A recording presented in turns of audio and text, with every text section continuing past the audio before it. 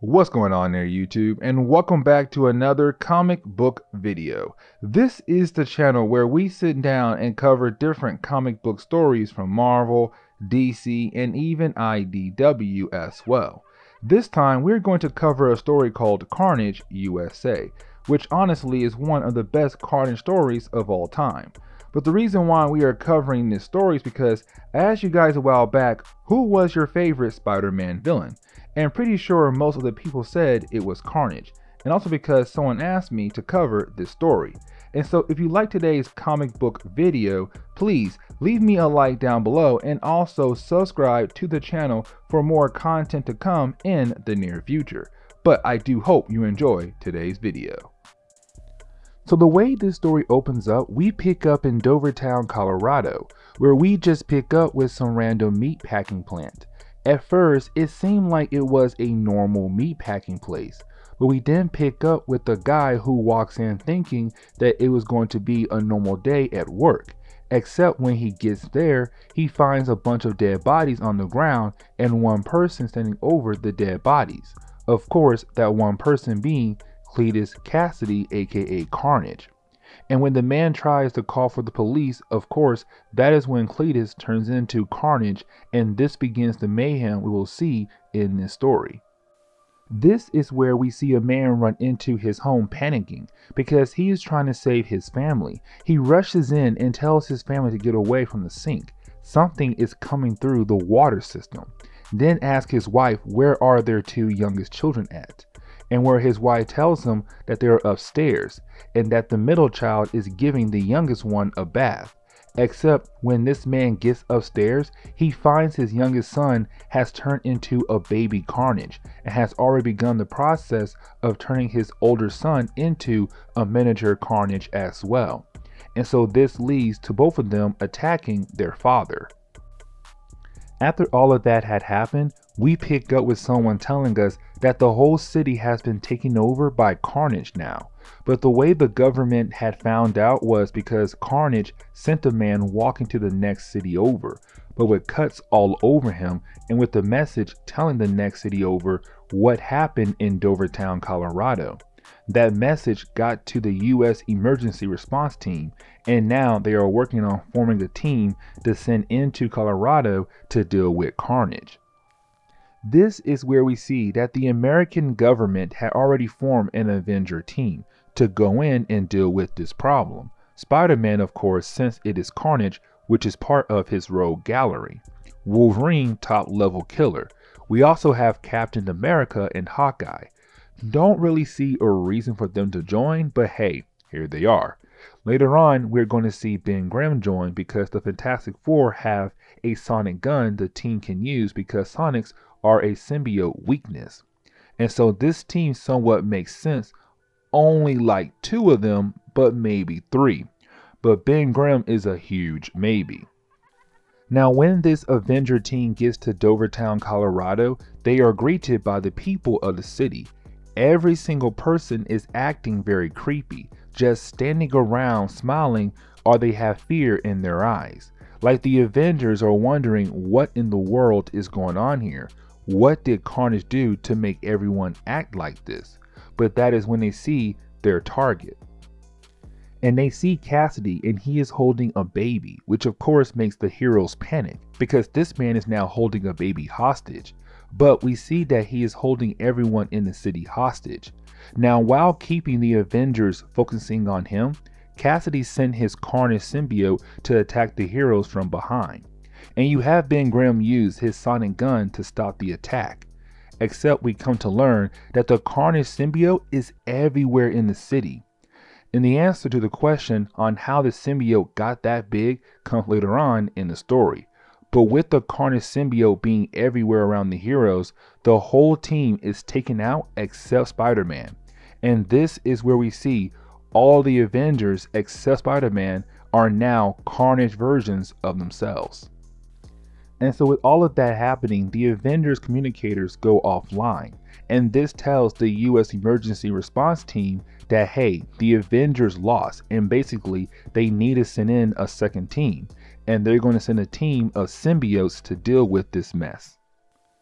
Now, we were left to believe that Spider-Man was taken out by the other Avengers who were turned into Carnage minions, except we learned that he was not, and he was trying to get away from them, even tries to get them to fight the symbiote so they can be able to break free, except they cannot, and so they all try to kill Spider-Man.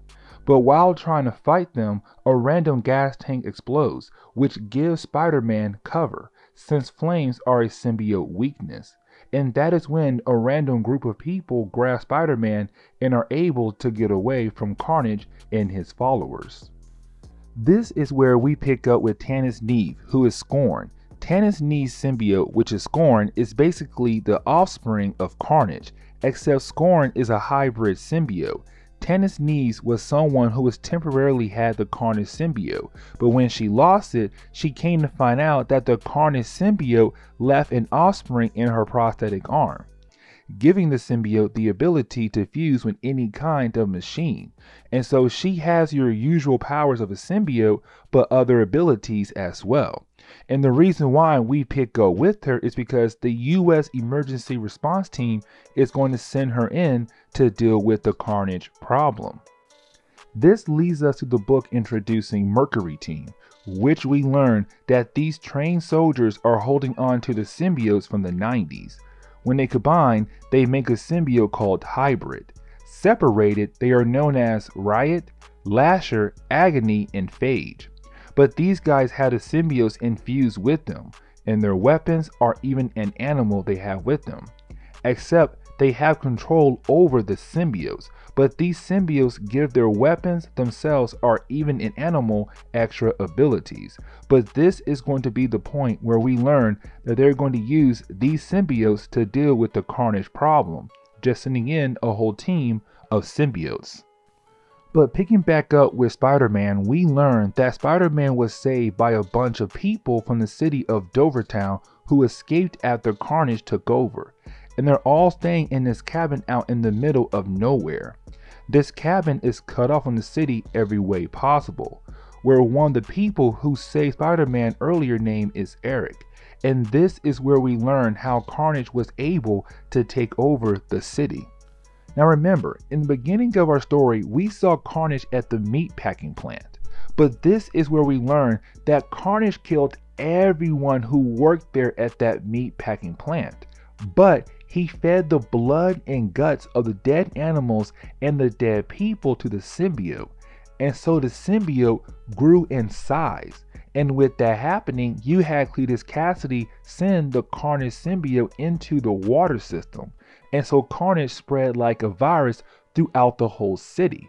Now, these people right here were lucky enough to get out before Carnage took over them as well. But that is how Carnage was able to take over Dovertown. Now, the second chapter of the book closes with us picking back up with Cletus Kasady, where we see him just being creepy and stuff. Except we see him hanging around Eric's family, the guy who told Spider-Man how Carnage took over the city, where Cletus is doing this creepy thing where he is forcing the wife and children of Eric to act like his own family instead. But we see that Carnage knows about the house outside the city, and so Carnage is going to send Eric's wife and children to kill Eric and everyone up at the house outside the city. And so you have Cletus give them pieces of the Carnage symbiote, and more Carnages are here. And the only reason why Eric's wife agrees to kill her husband is because Cletus Kasady said if she does, he will give the kids back over to her. Now, it has been some time since Team Mercury was called in to go after Carnage. And so we see that they arrived in the city around nighttime. And they went to the same meatpacking facility where Carnage started his attack from, hoping they can find Carnage or some clues that can lead them to Carnage. Except they find Doppelganger. Back in Infinity War #1, a character named the Magnus made evil clones of some of the Marvel characters. All of them went away at the end of the story except Spider-Man's clone, which is Doppelganger. But after Infinity War, in the Maximum Carnage storyline, Carnage took in Doppelganger as a pet basically. And so they're hoping right now that Doppelganger can lead them to Carnage. Now we then see that after Carnage sent Eric's family out to kill Eric, well, you then had Carnage call everyone to some kind of church, where you have Carnage basically do some kind of weird church service, where he has everyone there pull out their teeth as a way of a sacrifice, just continuing the idea that, hey, Carnage is pretty messed up in the head. Now, picking back up with Eric's family who was sent to kill, well, Eric, of course, they do show up to the house that everyone is staying in outside the city. And Eric does see his wife and his 2 kids outside in the field, which makes him want to run out there and see his family. It has been the main reason why he is trying to fight against Carnage. Except, of course, he does not know about the fact that Cletus Kasady gave them pieces of the Carnage symbiote. And so we all know what that means next. And she turns into her version of Carnage and about to kill her husband. Now, luckily for Eric, when his wife turns into her form of Carnage, Spider-Man jumps in to save Eric from his wife. And then the children turns into mini Carnages as well. And so you have Spider-Man and Eric trying to defend themselves against Eric's family, who are now new versions of Carnage. Except Eric's wife stops the attack because she cannot deal with the idea of killing her husband, and so she runs away. Now, picking back up with Team Mercury, we see them going into the church looking for Carnage, where they're going to the same church that Carnage was doing that weird sacrifice earlier. But when they get there, they run into a random lady running out of the church and see her turn into her version of Carnage, where they shoot her, of course, because she could be a threat. And she turns back to normal. But after they do that, you have the Mercury team realize that other citizens also have the ability to turn into a version of Carnage as well. And so this leads to them getting overrun by a bunch of Carnages now. Before we learn what happened to them, we actually pick up with Cletus Kasady and Captain America, who is still under Carnage control. But you have Captain America being able to kind of break free from Carnage control, and he does not do much but makes one call. And that call goes to somebody who can actually help and defeat Carnage. Now Carnage is able to get Captain America back under his control again. This is where we learn that the person he called is no other than Agent Venom, because at this point in Marvel Comics, the Venom suit was being held by Flash Thompson, who was working for the American government, and the government gave him the Venom suit, and he is able to keep the suit under his control. But Captain America called him in to help with this Carnage problem. Now we learned that after Eric's family tried to kill him, that Spider-Man and Eric decided it was time for them to take back the city. And so you have Spider-Man give a powerful speech, or try to, but it is time to retake the city back from Carnage. And so you have Spider-Man being able to get everyone kind of on board to head back to the city. But we learned that this house they were using had a field that was full of different zoo animals. But since Eric broke the fence open when he thought he was going to finally get his family back, these animals are going to roam free around. And this is going to be a very important part down the road. Picking back up with Team Mercury, we still see them trying to deal with the Carnage army and hoping that they'll be able to get rid of them.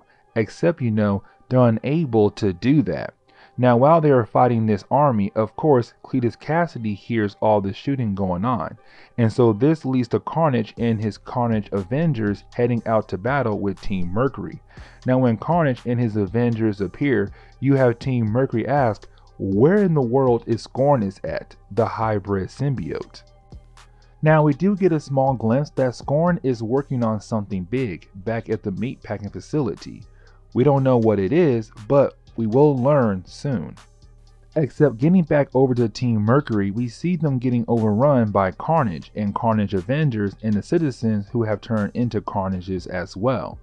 And so this does look like they're going to die.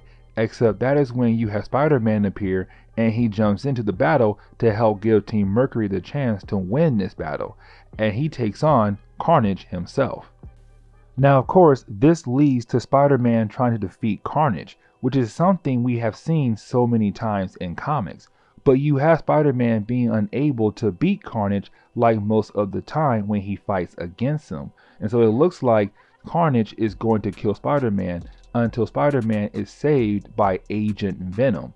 And things get real right here.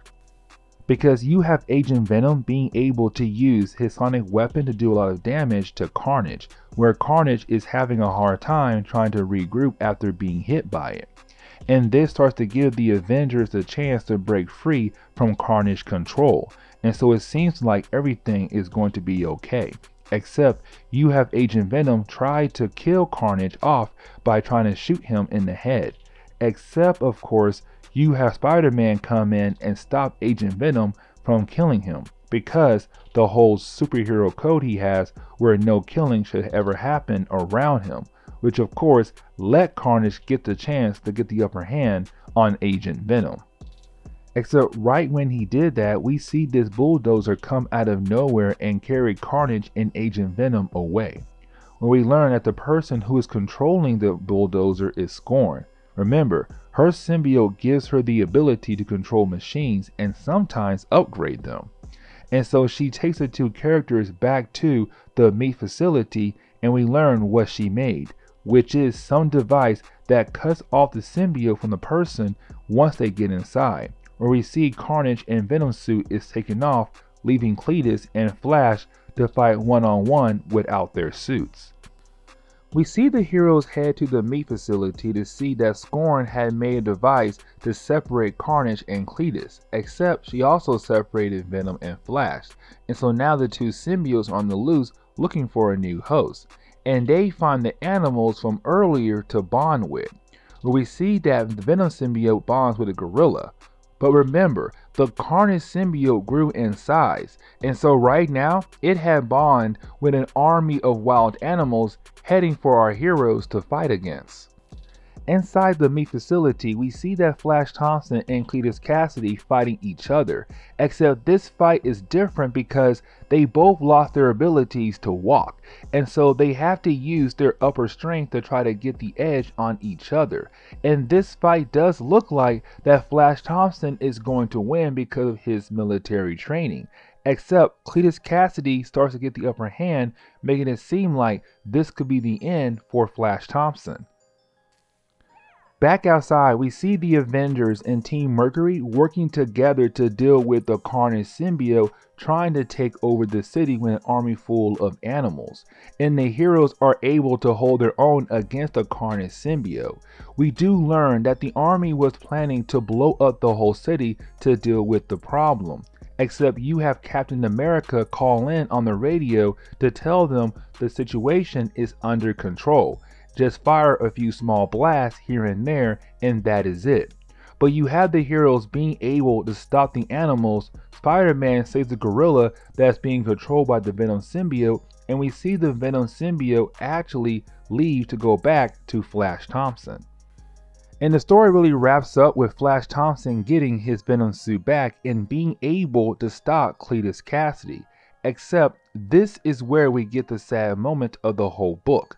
While the heroes are packing up to leave and go back home with Cletus Cassidy in their custody, you have Eric reappear wanting to kill Cletus Cassidy.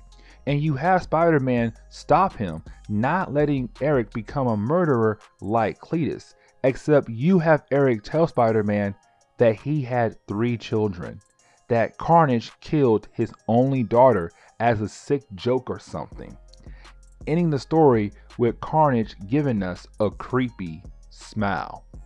And this is where we're going to end today's video. And so guys, please leave me a like down below and also subscribe for more comic book videos like this in the near future. Also, any suggestions on books I should read? Well, please let me know in the comments below, because you never know, your suggestion could be a future video down the road. But guys, I'm out of here and I will see you on the next comic book video. Later guys.